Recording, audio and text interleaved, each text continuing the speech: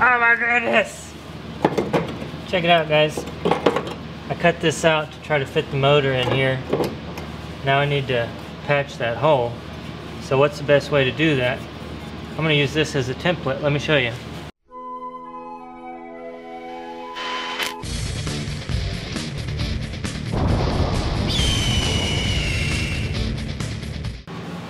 Okay, I'll use this as my template.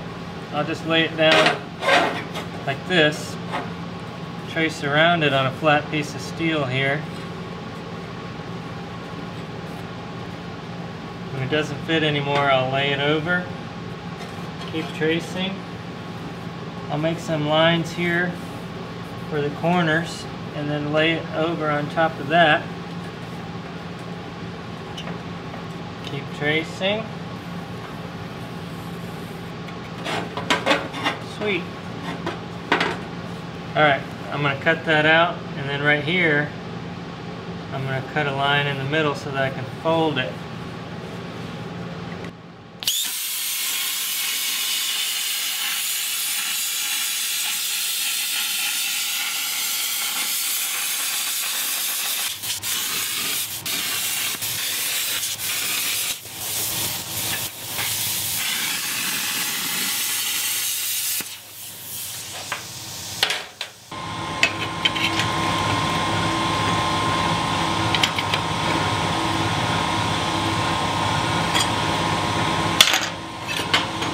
Alright, so when I go to put this in there, it fits back here, but not quite on the bottom. That's because this is angled. So what I'm going to do now is cut a line from here where it fits and where it doesn't all the way over to here, connecting those 2 points, and I'll fold it again there.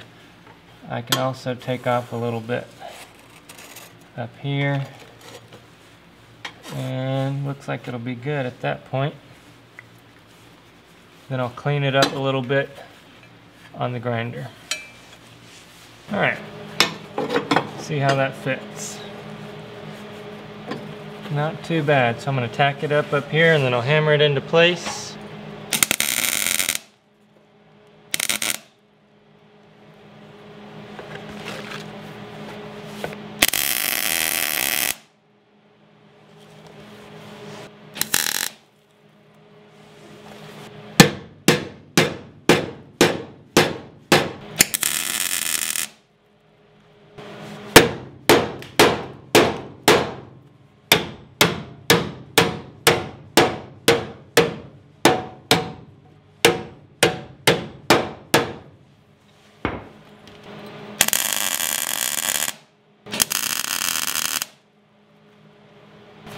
There we go.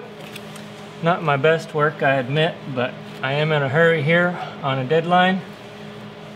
So later on, once I know that that clears with the motor, I'll come back in and weld it all up. That's it. Now to do these boogers. I don't have a template for that. Alright, check that out, guys.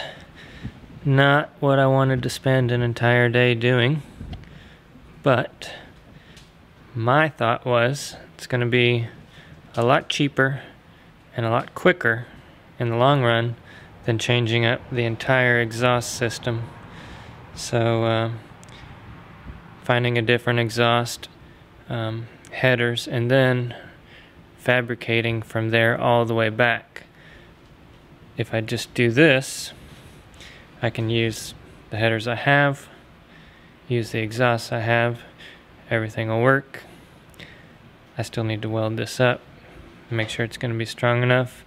I might do some tube or more boxing on the outside. Of course, it's already plated in 1/4 inch all along the outside. So, yet to be determined if it's strong enough, but it'll be alright in the long run. Smacked the firewall again a few times, and now I'm contemplating on what to do next. Jeremy's supposed to come over tonight and help me with something. I just don't know what I want help with. Maybe putting these axles under here so I can get a look at what it's going to look like. and where the axles are gonna sit. That'll be cool to see this Comanche with the tires underneath it. That's one big motor, and I still can't put the motor mounts in place until I have the transmission on. Right now, this piece right here that's sticking out of the manual transmission is blocking it from going back any further. So it's going to be a little different when I have the automatic transmission on there. Not to mention, it might be a little longer probably. Look who's here! Yo! How's it going? Everybody ready to build a Comancheep? Piece of junk. Alright, Jeremy's helping me get these axles situated. We'll move the table around a little bit, move the Comanche forward so I'll have room to build back here. And we're trying to get that rear axle through this maze of jungle back there. One thing I didn't realize stepping up to 1 tons and a V8 is the weight. Everything is heavy, more than I can do myself. Well, you remember the 14 bolt. Everybody says they remember seeing you on the 14 bolt. So same thing. Show them what you did in there. Oh, I showed them that already. Oh, did you? Yeah. That's cool. Alright. Anybody want to come? Come help? I lost my little foam thing, so this new thing is in the way. The cat thing? The dead cat. The dead cat? Okay, I wasn't planning on the links, bro. Okay, you stand all the links up, and I'll push. All 4 of them? Well, it should be easy. It's upside down again. No, it's not. It just rotated. Grab it, put it in a puss. Sorry, I'm not sure. Oh, Alexa said, don't be a puss. Oh, you got 4 of these there, Jungle Bob. Stop being a turd. Now that the video's on. Is it? I didn't even know it was on. I thought you were doing an update. Don't hit the camera. Yeah.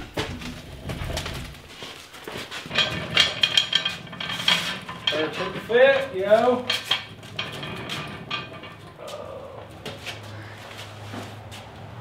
Holy moly.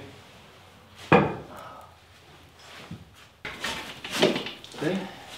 Honey? We're gonna need a little fender trim. We need a lot more jackness too. Yeah. Look at the rear jack stands. Hold on. That's all that's holding in the back. So.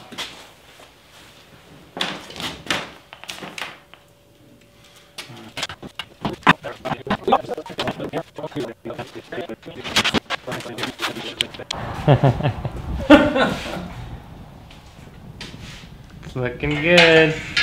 Looks like I'm gonna need some more fender clearance. It's already sitting on the tire right now, and it's not even touching the leaf springs yet. It looks badass. Badassery.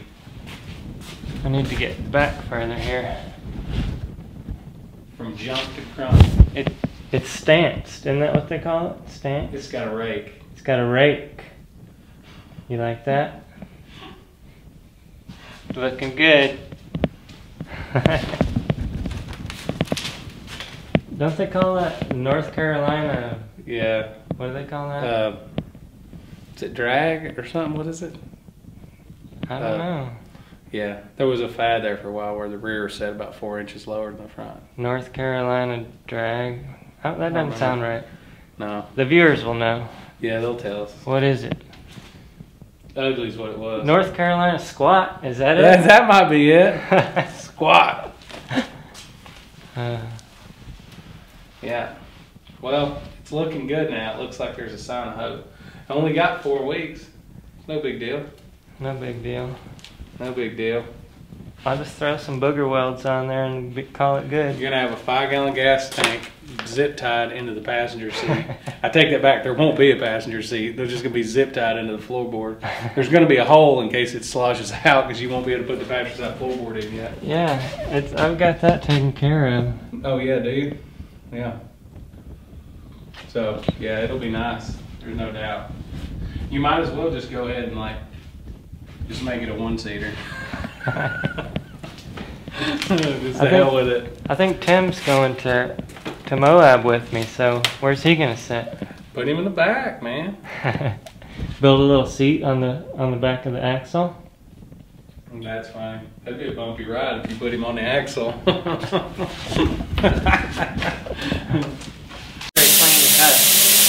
Hey Matt, what are you doing? Why are you making a slide hammer? He's running from his folks. Figure it. Axle's broke. Oh, so close. There's some serious redneckness going on in here.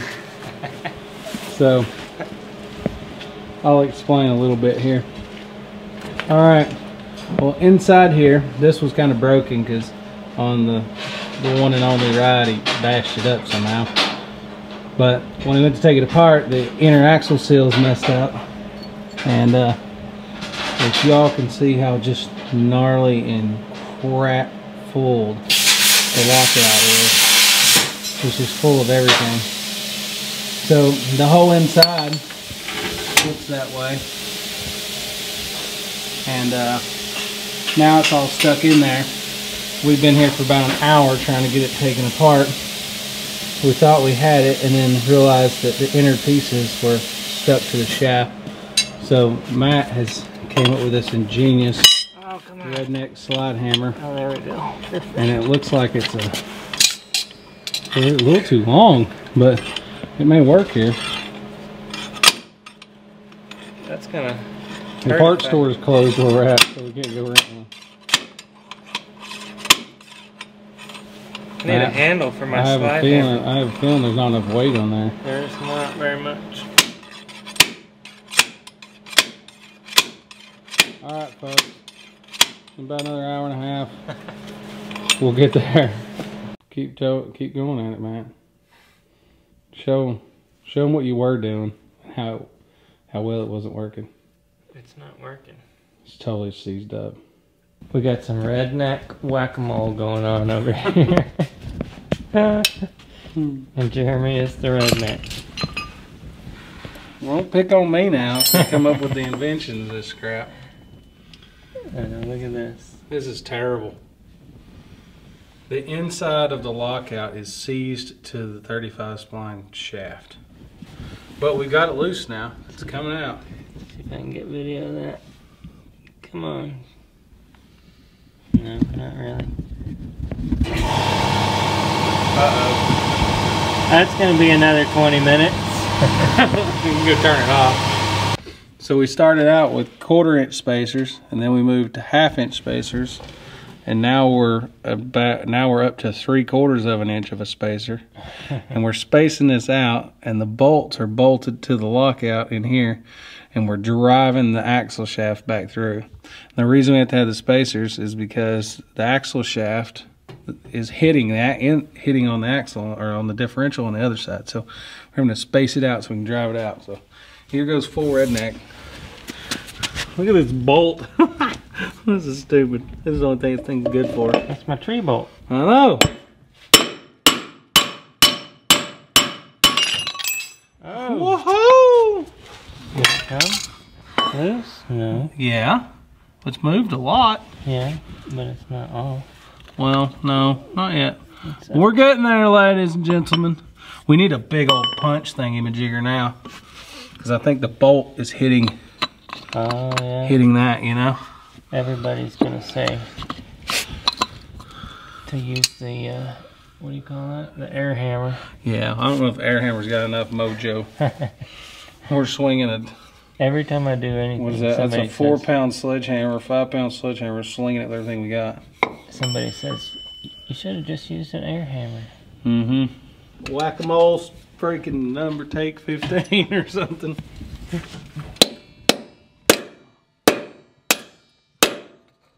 Sparks are flying.